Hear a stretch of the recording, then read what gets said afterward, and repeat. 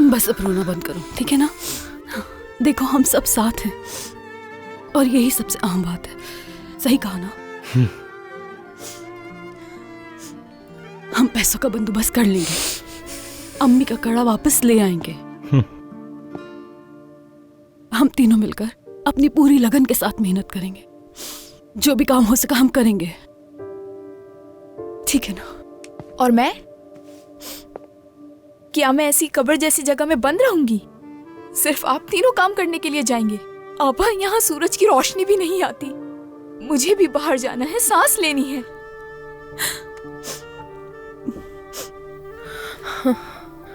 ठीक है फैदान, इधर आओ। उदास मत हो, मैं तुम्हें अभी हंसा देता हूं।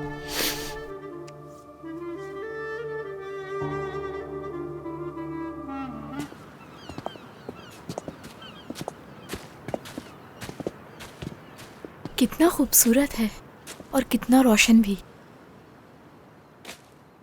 बाज़ औक़ात इंसान एक लम्हे के लिए अपना सब कुछ कुर्बान कर देता है। वो लम्हा भी ऐसा ही था। इस शहर में आने के बाद इसने पहली बार हमें मुस्कुराना सिखाया था। इस्तांबुल अपनी पूरी शान और शौकत के साथ हमारी आंखों के सामने था। हम में से कुछ को वहां उम्मीदें नजर आईं, कुछ को अपने ख्वाब नजर आए और कुछ को अपने खौफ नजर आने लगे।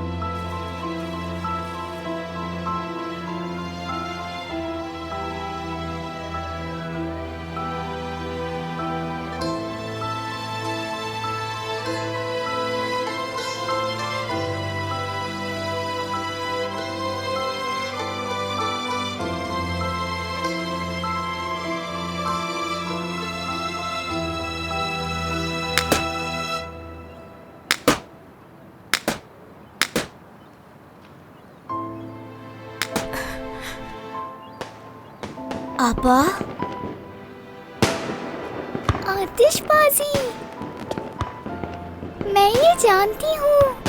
बाबा ने मुझे ये किताबों में दिखाया था।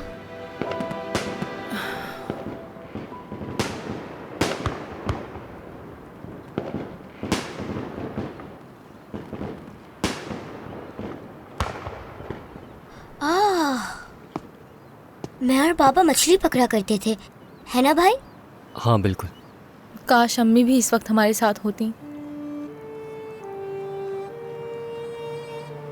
उन्होंने समंदर कभी नहीं देखा था।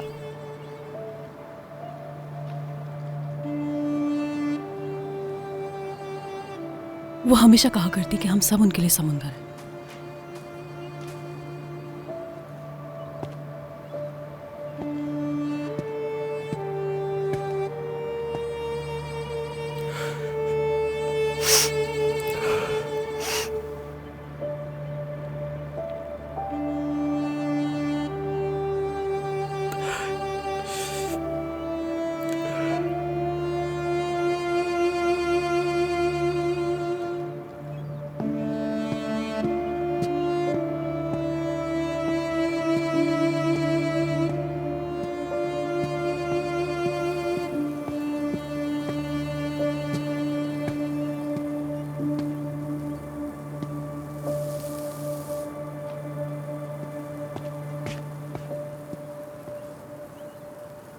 इधर आओ छोटे, इसमें तुम्हारा हिस्सा भी है।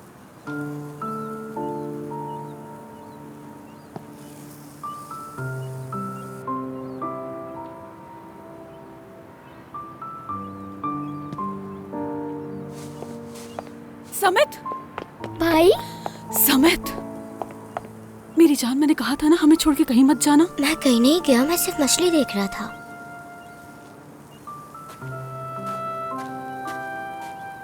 ये लो बेटा, ये तुम्हारा हिस्सा है, वरना ये सब जाया हो जाएगी, हम भी नहीं खा सकेंगे।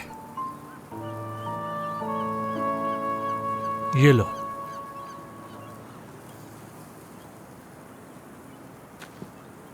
आपका शुक्रिया। मजे से खाओ, ये इसका हिस्सा है। शुक्रिया।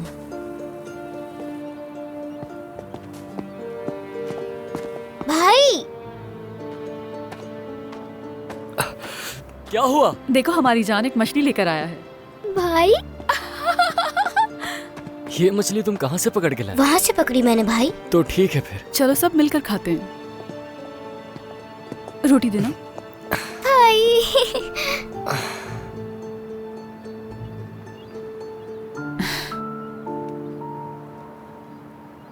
भाई कहो मेरी जान, कौन सी मछली है? कौन सी मछली है? जरा देखने दो कौन सी मछली है। हेलो, मैं किस्मत की मछली हूँ। खुदा ने मुझे तुम्हारे पास भेजा है। खुदा ने भेजा है। खुदा ने भेजा है क्या? हाँ, तुम जानती हो खुदा हमसे क्या कहना चाहता है? क्या भाई? खुदा दिखाता है कि सब कुछ ठीक होने वाला है। अगर हम सब साथ रहें तो सब कुछ अच्छा होगा, क्योंकि हम सब साथ हैं। ठीक है ना? हम क्या हैं? एक है। एक हैं। हम एक हैं। हम एक हैं, बिल्कुल। हाँ हाँ बिल्कुल, हम सब एक हैं ना आपा? हम एक हैं। इस्तांबुल उस दिन हम पर मेहरबान था, मगर उस शहर के चेहरे बेशुमार थे और हमने उनमें से सिर्फ चंद ही देखे थे।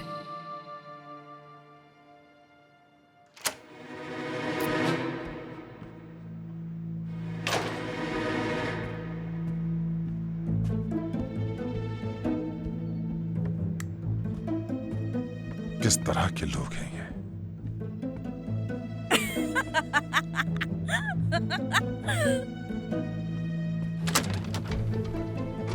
भाई, भाई, ये तुम किस तरह की हरकतें कर रही हो? मैली सो रही है। भाई, मैं तो बस पहन के देख रही थी कि मैं कैसी लगती हूँ। आपने तो अचानक से आके मुझे डरा दिया, मेरी जान निकाल दी। ये सब क्या है? अब कौन समझाए? ये बालों को कर्ल करता है, इससे बाल बहुत खूबसूरत लगते हैं। बहुत मेहनत होती है इस पे। आप क्या मुझे जाने? मत बताओ, सब पता है मुझे। आपका अचानक इस तरह कमरे में दाखिल होना गैर मुनासिब नहीं है, वो भी रात के इस पहर अचानक जवान औरतों के कमरे में। जवान औरतें? तुम जवान हो? हाँ? तुम्हारी बेटी तुम्हारे बराबर की है, बल्कि तुमसे भी लंबी है। जवान? शायद हूँ, लेकिन आपको इस वक्त मेरे कमरे में क्यों आना पड़ा? क्या बात है? वो तुम डुइगो को कैसे जानती हो? दुयुगु? आप उसी की बात कर रहे हैं ना जो अक्सर मेरी दुकान पर आती है? मगर आप कैसे जानते हैं उसे? सुनो, वो अच्छी औरत नहीं है, लोग उसके बारे में अच्छा नहीं कहते, और तुमने उस लड़की को डुइगो के घर सफाई के लिए भेज दिया। पाक दामनी हमारे लिए सबसे अहम है और ये तुम जानती हो। हमारे इस तरह के लोगों से कोई ताल्लुक नहीं, वरना लोग हमारे बारे में क्या सोचेंगे? भाई, उस लड़की को पैसों की जरूरत थी, इसलिए मैंने उसकी मदद की ताकि पैसे कमाकर वो अपने घर का किराया अदा कर सके और अपने घर वालों का पेट पाल सके। क्या मैंने गलत किया? बताएं मुझे। तुम उस औरत से कोई ताल्लुक नहीं रखोगी, उसे सलाम तक नहीं करोगी। अगर मैंने तुम्हारी दुकान में देखा तो मैं तुम्हारे बाल नोच लूंगा। अच्छा ठीक है, समझ गई मैं। मुझे समझ नहीं आ रहा, आखिर उस लड़की के साथ आपको मसला क्या हुआ? क्या बात हो गई ऐसी? तुम्हें इससे क्या? हाँ? क्या मैं तुम्हें हर बात की वजाहत दूंगा? मैंने कह दिया कि तुम उससे नहीं मिलोगी तो नहीं मिलोगी, बस बात खत्म। और शराफत से सो जाओ, ये तस्वीरें मत खींचो, गुनाह है ये, गुनाह। अच्छा ठीक है भाई। शैतान की खाला हो तुम।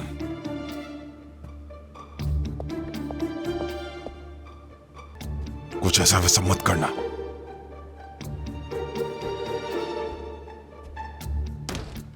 अब अपने कमरे में भी सुकून से नहीं रह सकते।